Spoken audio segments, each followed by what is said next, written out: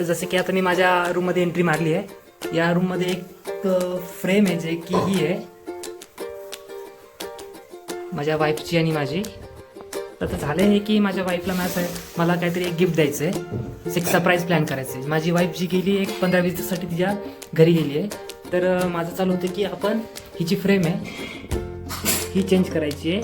हा एक photo frame आहे, ठीक आहे. हा जो ह्यातला आतला काढून मला एक दुसरा फोटो ॲड करायचा आहे, पण जो की पेंटिंगचा करायचा आहे, जो की मी सिलेक्ट केला की ह्याच्यामध्ये आता काय करायचं आहे. आणि हे आपण पूर्ण चेंज म्हणजे पूर्ण पेंटिंग काढणार आहे.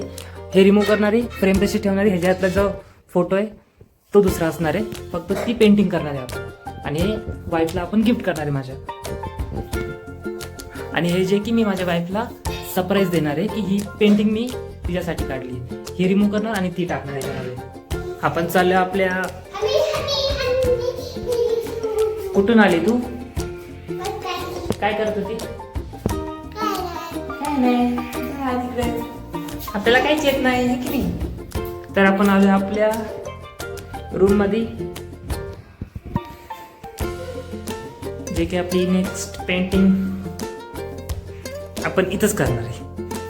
एकदा तुम्हाला दाखवते ती काय कलरिंग मी तुम्हाला आत्ता नाही दाखवणार आहे की आता आपल्याला करायचं आहे काय.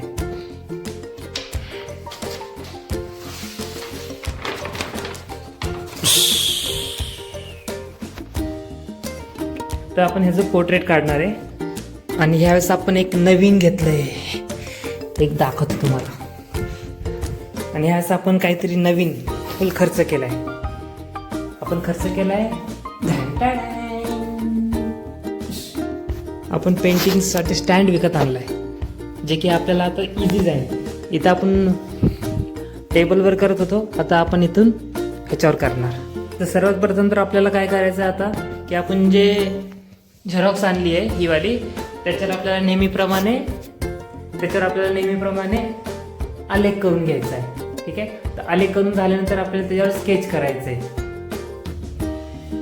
ड्रॉइंग पेपर त्याच्याच खाली आपला, ठीक आहे, पूर्ण सेटअप आपल्याला. तर आता आपण आपल्या केससाठी चालू करूया.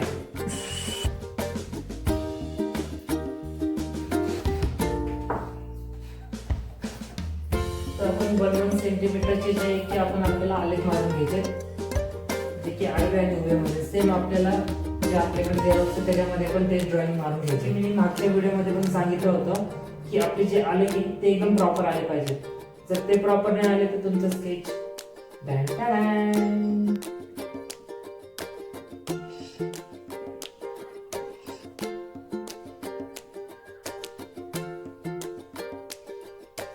तर आपण मेजरमेंट घेतलेले आहे.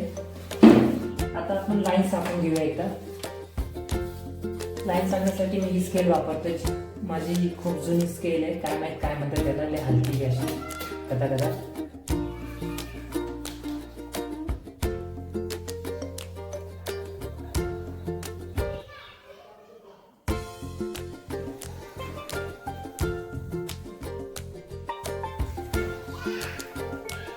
असंच आपण याला आपल्याला हळूहळू पूर्ण काम पूर्ण करून घ्यायचं आहे.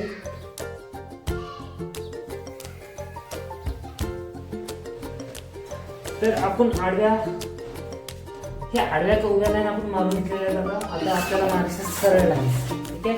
तर आपण सरळ लाईन आता मारून घेऊया. त्याच्या पहिला आपण थोडासा ब्रेक घेऊया. तर ब्रेक नंतर परत तुमचं एकदा स्वागत आहे आपल्या या चॅनलमध्ये, ज्याची आपण आखणी चालू आहे, आलेख आखणी. आपण आता उभ्या लाईन्स आखून घेतोय. आपण करू ऍडजस्ट कसं केलं.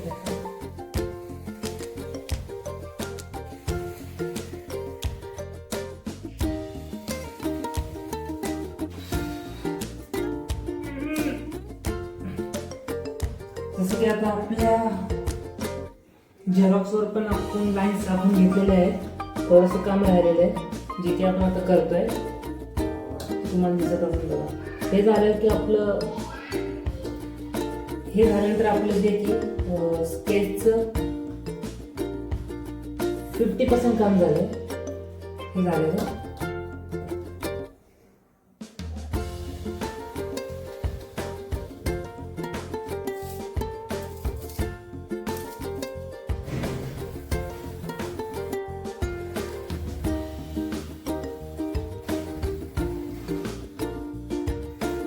तर जसं की आपलं जे आहे ना आलेखचं काम झालेलं आहे, आपण लाईन्स वगैरे आपण घेतलेले आहेत, दिसत असून तुम्हाला हे दोन्ही बघा. ठीक आहे,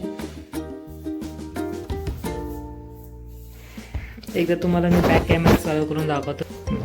जसं की आता आपण दोघांवर आहे ना सेम आलेख आखून घेतलेला आहे. आता आपल्याला हे वालं इकडं आणायचं आहे, जे की कसं तुम्हाला मी दाखवतो. आता फर्स्ट टाइम जो आहे की ना हा टेबल मी लाईफमध्ये यूज करतोय. हा वाला आपण जे स्केच आहे ते आपण ह्याच्यावरच काढणार आहे. तर एकदा बघू ट्राय करून जमतंय की नाही, कारण की मला तर पहिल्यापासून टेबलची सवय आहे फक्त. आता मी बघतो ह्याच्यावर मला जमतंय की नाही.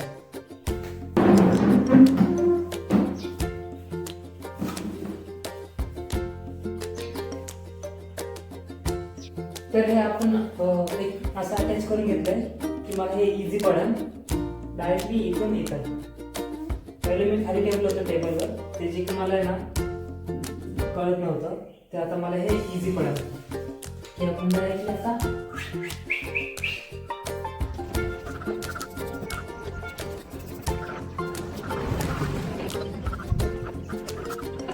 मी स्टँड बाहेर घेऊन गेलो होतो, जमतंय का बघायला, पण ते बाहेर पण मला ते सवय नाही उभा राहून काढायची.